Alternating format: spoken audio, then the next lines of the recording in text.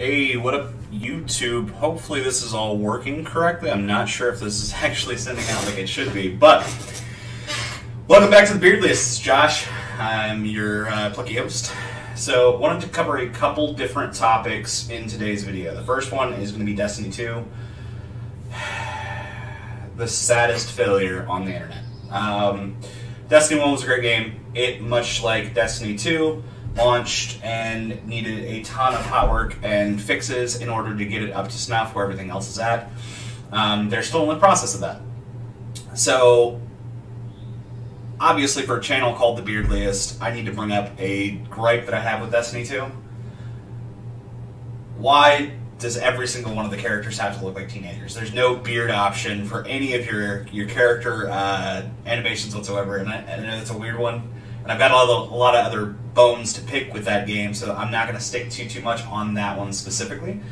But I did want to talk about some of the things that they're doing in order to course correct where they're at before we jump into some other topics. The first thing, let's kind of go over what they've gone through thus far. So they started off this thing with Season 2 where they wanted to go fast. They caught some trouble early on because they had some content rollouts that were very, very focused on basically farming as much money as they possibly could. And that is never going to be a good stance for the Destiny community because they tried this, right? So they introduced the Eververse in Destiny 1. It was a horrific failure. And I don't know what person decided that it was a good idea to say, all right, we're going to center a ton of content around the Eververse and make players pay for it.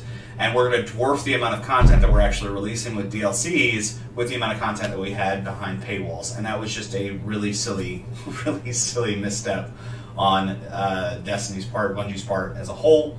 Like I said, the game launched with tons of issues, so there was not a whole lot to do once you hit the max level. Once you cap out your character, there's still not a lot of incentive to actually go back and do more content. So they recognize that they're trying to fix it. My problem is when I log into Destiny 2 now, like, that's the feeling that I get every single time. My characters are like 330, power level, light level, whatever. There's just no carrot on the stick, right? So, they release these seasonal armor packs, and that's cool. You come and you get the armor, yay, rinse, repeat, you do it again. I thought that was going to be a bigger thing, but realistically it's because everything is so bland, right? You released these light level advanced or super armors, and like you could farm out the more powerful versions of the weapons and things like that, but it's still missing something. The weapons are still not as fun as some of the Destiny 1 originals, and I know that they've got some stuff like the exotic weapon sandbox changes happening. So let's talk about that for a little bit, right? So 1.1.4, with their Go Fast, which is what they're on right now. They had weapon ability sandbox changes, Iron Banner 6v6, weekly Crucible playlist, the Mayhem and Rumble, Crucible ammo and gameplay tuning, Crucible quitter penalties, repeat Crucible map strike protection, exotic repetition reduction, Nightfall strike unique rewards, which is a big one. I've not seen those yet because, again, it takes a lot just for me to log into Destiny 2 at this point. So I need some new content to come out in order for me to really get back and zone in on this game. So that's kind of what I would say there. The last one, companion vendor viewing. That's the last of that set. They've got some stuff coming on. So Season 3 starts, I think, April 11th? I'm not sure. No, that's already happened. Not April 11th.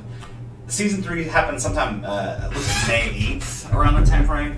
1.2.0 drops, and it's called the Warmind, May 8th, right? So that's going to include seasonal Crucible rankings, private matches, vault space increase, multi-emotes, exotic weapon masterworks, seasonal vendor progression, exotic weapon sandbox changes, heroic strike modifiers, and Nightfall challenge cards. So that's the point where I think I'm really going to start covering Destiny 2 heavily again. They got a month, and the fact that that's going to be the last of the DLCs that I got for free when I originally purchased the game, I don't think I'm going to do that again, right? So they burned some bridges there. So I think that if Destiny does go on to a Destiny 3, that's a big if at this point, because I think that they've really done some damage to their franchise with Destiny 2. They really need to focus in on just where they're going from this point and how they're going to grow, right? So we cannot have a repeat of going from Destiny 1 being at a point where there was a lot of content, there was a lot of things to do, to basically being content starved. If you're going to release a Destiny 3, it had better be loaded with content. I mean, triple what you released with Destiny 2, dungeons, storyline, the whole 9 yards, and it needs to be succinct. So, and what I mean with storyline being succinct, I'm going to take a step back on that real quick. Your storyline for the last DLC, Curse of Osiris, was garbage, right? So I understand there's space magic out there, but you're telling me that a character, Ikora, which has relied so heavily... Let's take a step back, right? So you have these main characters. They're supposed to be this vanguard, and they're supposed to be the most powerful people out there. They're the ones dispatching my character, which has done all of the most heroic deeds. The players' characters in general have done the most heroic deeds that are out there, period.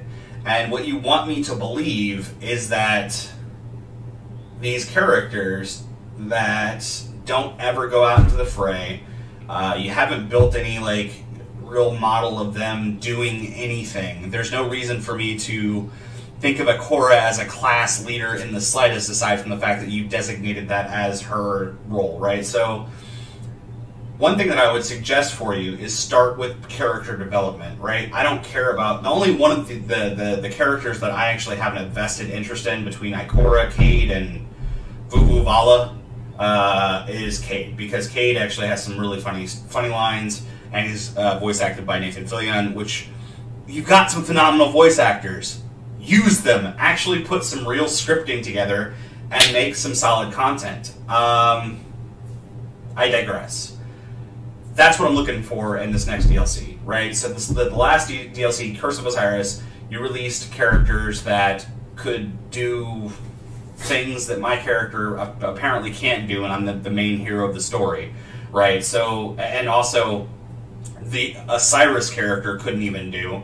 Ikora blasts this thing with space magic and magically opens up a rift in this time vault thing that the Vex Hive Mind has created, which it's not really time that you're messing with. It's a mind that has the ability to create infinite versions of history so that it can find out which one is the best one that they could go to potentially destroy the galaxy, right? So the Vex are working on a way to destroy humanity within the system, and they're just throwing countless possibilities at this. Now, so many missed opportunities with this, right? So you have the ability to go through and basically create a random dungeon, and I'm talking about procedurally generated floors that could go on for hundreds of levels. You could have included boss fights every 10 levels. Like, you had the ability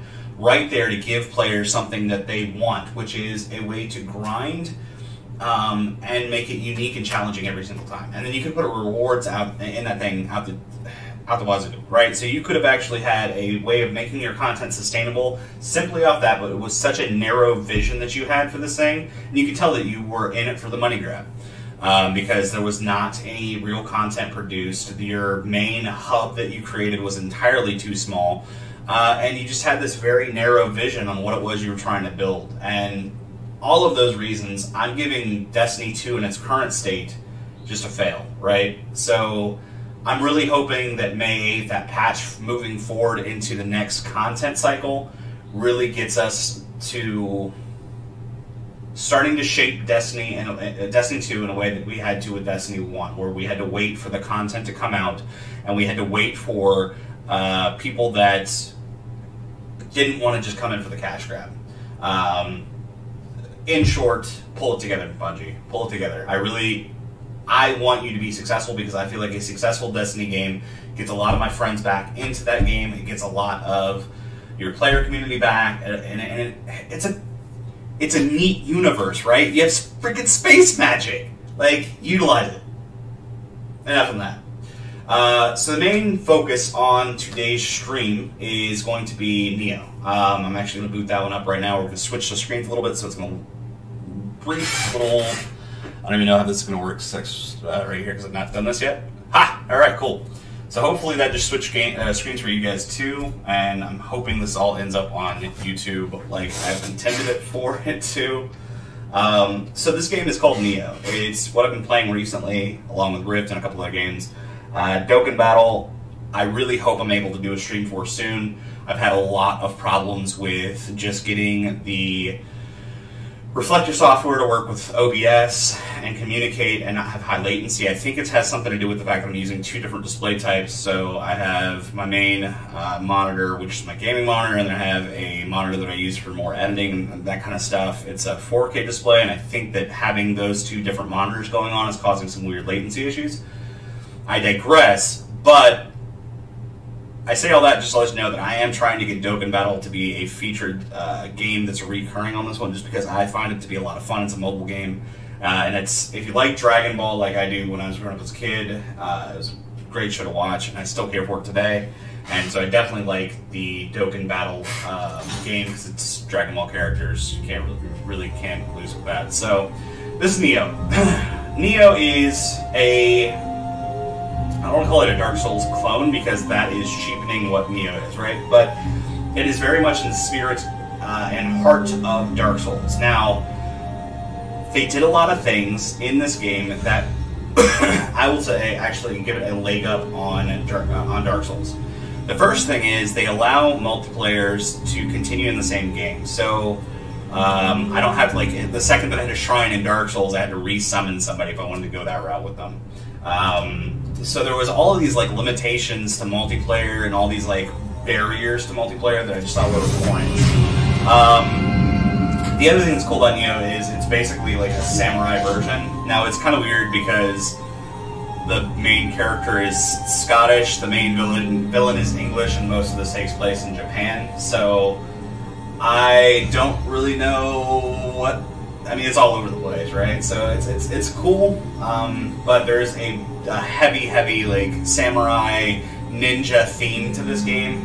It's unique, but much like the Dark Souls games, you'll get to these points where there's shrines where you can level up, and you'll see in the content that there's like a lot of very simple things. And what really makes it a Souls type game is just the difficulty. So I've died a lot in this game. Like I can make a recording, I'm sure, of just me epically dying over and over and over again. But we're not going to do that. So you can see it's really fluid. I would say it's more fluid as far as a dodging, capable game than Dark Souls is. Because Dark Souls, sometimes your character will do some really stupid movements. I really don't see that too much with this. Like I said, it's a lot more fluid. Hello. You can already see here where the difficulty is. Actually, I'm going to turn this down a bit. There we go. So, really unique, and the thing that I like about it is it manages to be it manages really to be its own game, right? It's got a lot of these things that you could definitely say are attributed to Dark Souls, even like the customization of it, the equipment, it all looks very similar. But they also have like skills and abilities that are kind of like magic, but not. And then the weapons are a lot different. So like the Kusarigama, I'm butchering that, so if somebody wants to leave me a comment below that has the correct phonetic spelling of that so I can not butcher that again. Kusarigama. Anyway, it's got some really cool stuff to it generally. So one trick that I've found out about this game is there's actually an ability on the magic side. Oh, I'll talk about that too. But on the magic side that you can use. Oh, see? Like I said, very easy to die. There's an ability. Oh, I think I just lost a lot of souls. So that's another difference between this one and the Souls game is there are tethered deaths. So basically, you get 2 deaths. Instead of dropping a grave every single time, You drop one grave, you drop a second grave, and then you're done. So everything respawns just like it did before, and I've got to kill everything back. So this second time, I didn't drop any souls for a grave. I just lost it. So basically, if you lose it on the second round, you're losing everything. There's no grave for you to go back to. There is do not pass go, do not collect $200. You're starting from scratch. So that's where things get a little bit different. Heal.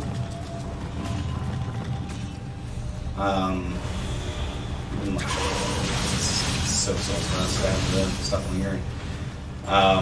It's very fluid. They almost built a better Souls game than Dark Souls, but it's a completely different developer.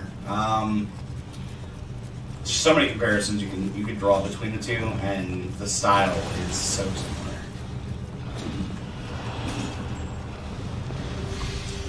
And they're throwing bombs at me from across.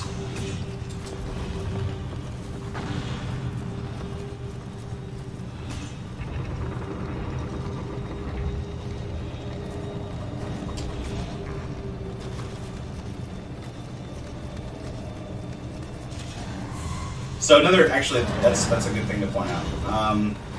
So this thing on the bottom right hand, as you can see, I'm going to do that. The thing on the bottom right, which lights up when I hit the RB button, I'm using a controller, so I've got it not just like an Xbox controller, but that thing that you see on the RB button actually changes my stance.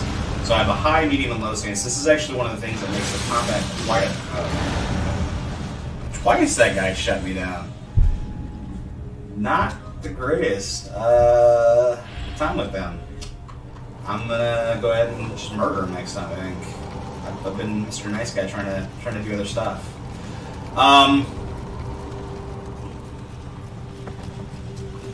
Yep, here's this thing again. So I'll actually, while we're thinking about it, so the one thing I'm gonna change here is the weapon that I'm using. So this is that Kusarigama that does it does insane amounts of damage. It's so fast. It just has a bit of a wind up to it. So and you can actually get some range out of it too, which is nice. So just pop them like that. I don't like where my HP's at, so we're actually gonna go back to the shrine.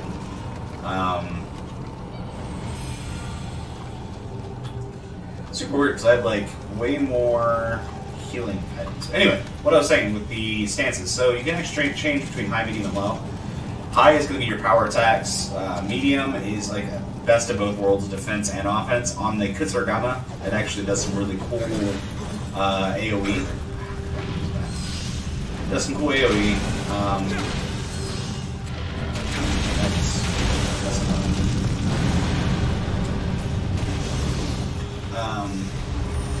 And then low is your fast attack.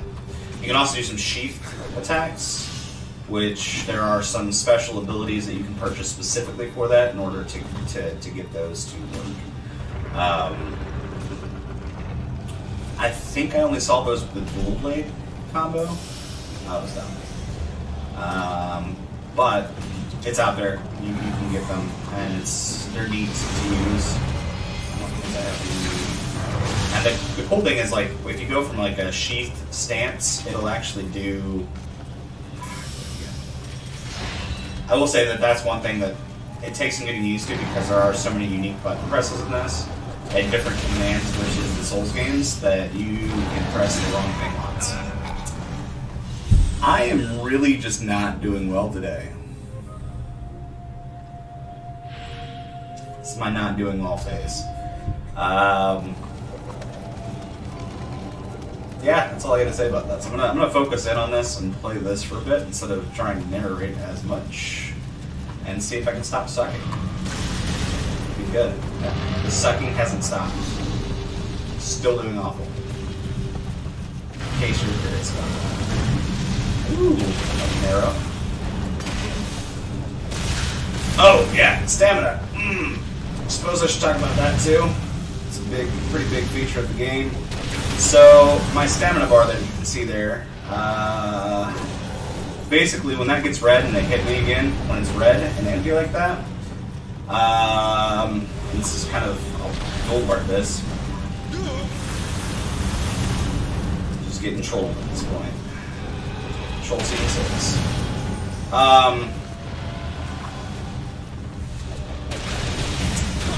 The stamina bar. The stamina bar actually controls like your stagger. So you'll notice sometimes when I hit something and it runs out of stamina, it works on the same basic premise. If it runs out of stamina, I'll be able to do a special attack on it that does way more damage than normal. But it's not easy to get those off sometimes. Because you'll be mid-attack, or there's a dozen different reasons why you fail at this game. It's hard. So, I suppose I'll take some time to show you this feature too. There's that stab mechanic I was talking about when you use out of stamina. This is unique to this game. So, I get special companions that are basically like, they're summons, right? They change the effect of my weapon, they do different damage, there's a stat that's behind this. I would almost call this like the Pyromancer, because there is a specific stat that is geared towards this. I would almost call it, but it's the living weapon. And you can make it do more damage, you can give it more stats and effects. I really wish it was a leap. No leap, no jump. Those are black pits into the abyss. It's real good.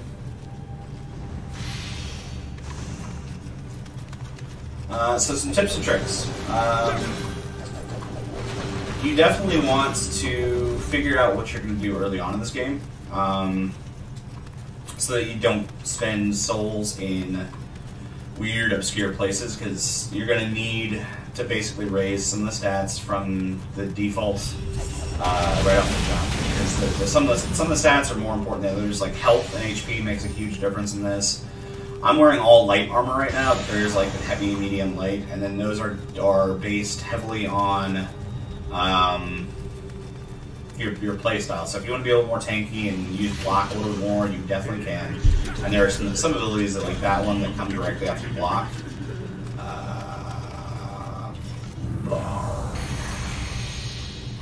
I'm gonna lower his defense. So I've got some hoodoo that I do. And cannon. And the backstab.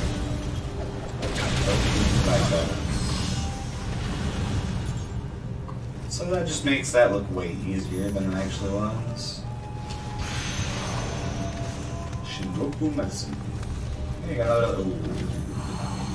Well, this is poison. So just like in Souls games, they're poison, electric, fire. You have all different kinds of damage types that you can add to your weapons, and then that can be done through the Nioh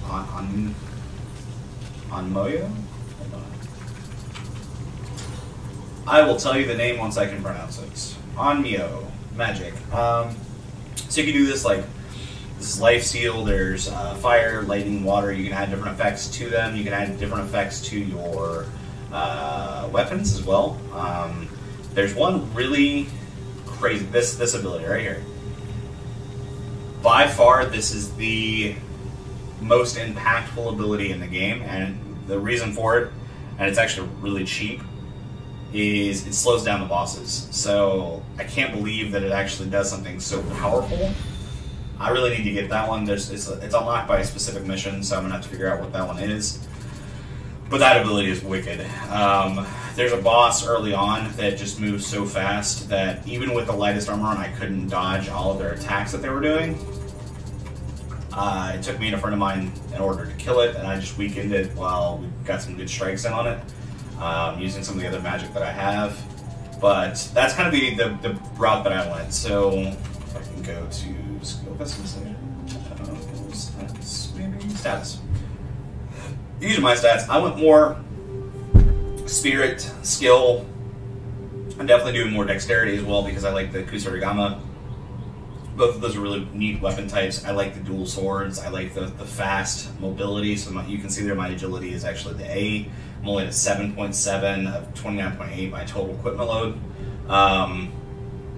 So, like I said, you kind of got to figure out what you wanted. I wanted to do that was going to be able to do like spirit attacks, magic attacks, that kind of stuff, and also be very nimble. This is mirroring a lot of the stuff that I did in Dark Souls as well, where I had light attack. I'd used a greatsword, so it might have a lot of strength in that one. Just depends on how much magic I was doing by comparison. And some of the games that are out there, magic is weaker than in some of the other games, so you just kind of get used to that. Anyway, moving on.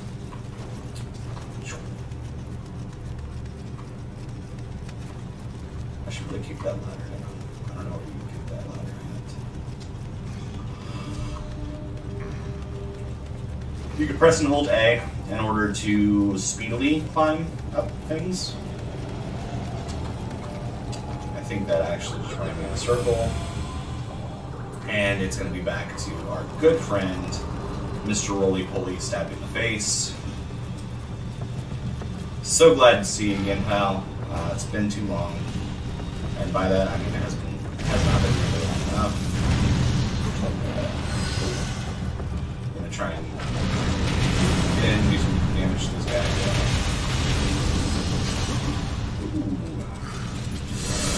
So you saw that stagger there. That is potentially very lethal. That could have been it right there. The other thing with the key system is they also do these like key blasts. Key is that green bar that keeps kind of like filling up some stamina, key. Some games call it different things. But you can see here when I'm in this circle of crud, it will actually damage my stamina regeneration. And the other thing is if I time it right with my dodge. So early on in the game, you're going to need to time it with either your weapon shifts until you get the ability that will allow you to key charge by dodging. Or you will do it through just hitting RB in a timed manner to do the key blasts. If you do them in that crud, it'll actually dispatch the crud out of there. But it's kind of hard to get it to work a lot of times. So that's one. If I'm trying to dissolve one of those, I'll use RB. And it's, again, when you're trying to dodge, especially two mobs like this, it's a little tricky.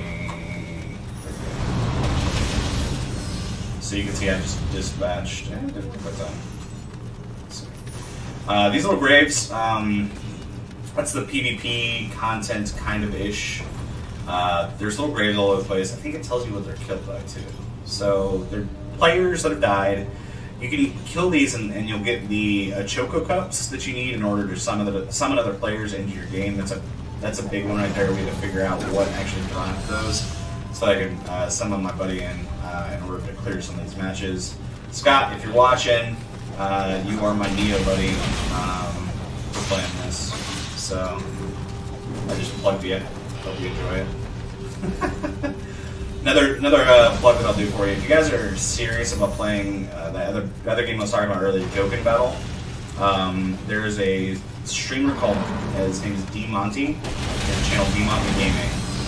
Definitely go check him out. I'm on fire right now. I need to back up a little. Definitely check him out. He's honestly the reason I've gotten a lot better at that game. That, and it's gotten easier too, I will say. So when I first started playing, that's a chance to backstab. No big deal. He died anyway. When I first started playing Dokkan Battle, the cards weren't nearly where they are now. Oh, these little kodamas. So I don't fully know what they do yet. I'm not gonna lie to you, but you save them, they go back to your shrine, and then they cheer you on. So that I was able to save you, little buddy. You get tracked for it too, and I think I record. So, well,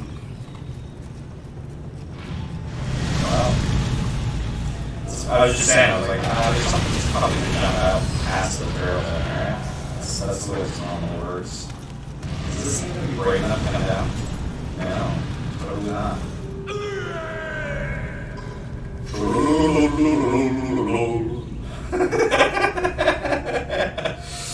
Anyway, I just got done working out of the gym, so I'm a little scatterbrained, but I didn't want to put out a video. I'm hoping this ends up on YouTube like it's supposed to, and it's just not, streaming to the header. I'll put out another one of these hopefully tomorrow. Maybe we'll look at a different game. Oh, this sucks. But definitely want to tell you, thank you guys. Thanks for the likes that I've gotten so far. Thank you for the views that I've gotten so far. For those of you who subscribed, you're definitely helping me out. Help me grow. Hit that like button. Hit the subscribe button. I guess like, subscribe there. I'll figure out how to do fancy links for things later on. I'm just learning. I'm just growing in this space. But it's something to help me out more that you guys continue to help me. By sharing this video with friends and family, by subscribing, by liking. It's just going to help me grow and help my presence grow. And if you've got a game that you want me to test out, if you're on the fence about it, put a link below. I'll definitely take a look at it. If you've got a game that you just want to see me die a lot in, I've had a few people recommend that I start a Fortnite stream. We'll give that a shot. I definitely need to get back into like pew pew, if you know what I mean. Like, it's just a different type of gaming. So there's definitely a lot of twitch reflexes in Nioh. There's MMORPGs. There's more learning your combinations, getting your movesets down. I've not been doing shooters, so it's going to take me a little bit. And then Fortnite's got some mechanics that I've never even done before. So the build and